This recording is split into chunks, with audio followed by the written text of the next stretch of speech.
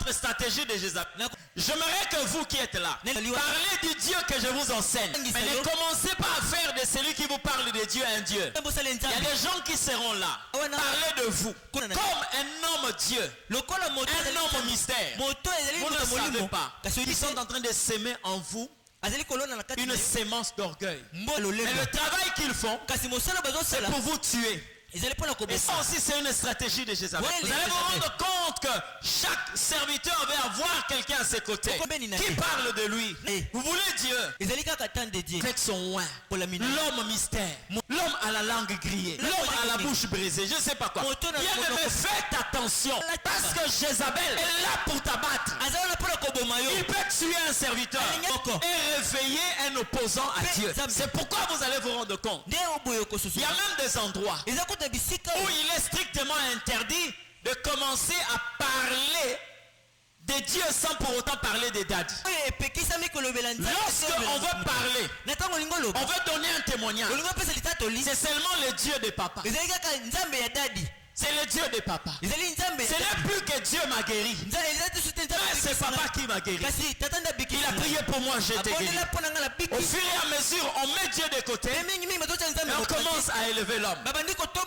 Ça, c'est une stratégie de Jézabel. C'est pour te tuer.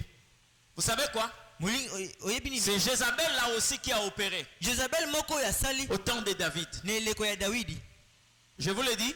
Elle a opéré au temps de David. Heureusement que David n'est pas tombé dans le piège. David est allé combattre. Lui-même avant de combattre, il dit: je couperai ta tête. Je donnerai ton corps aux oiseaux du ciel au nom de l'Éternel des armées.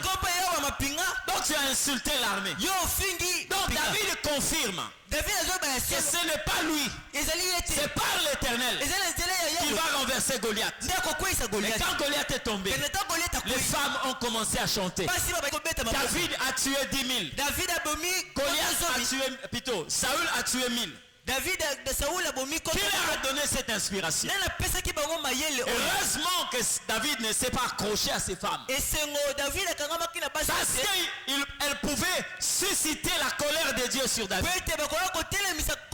C'est comme ça que lorsque Abraham est allé combattre Kedorlaomer, lorsqu'il a renversé le roi qui était en train de rendre prisonnier le peuple de Sodome et Gomorrhe, y compris son neveu Lot, Abraham est en train de rentrer tout joyeux parce que l'Éternel Dieu lui a accordé la victoire. Il a libéré Lot et tout le peuple et leurs richesses. Avant que Abraham rencontre le roi de Sodome, Melchisedec s'est interposé. Il a dit à Abraham: béni soit le Très-Haut qui a livré ce roi entre tes mains et qui t'a donné la victoire. C'est pour empêcher Abraham. N'accepte pas le culte du roi de Sodome sur toi. Parce que la personne qui t'a donné la victoire, c'est l'Éternel des armées.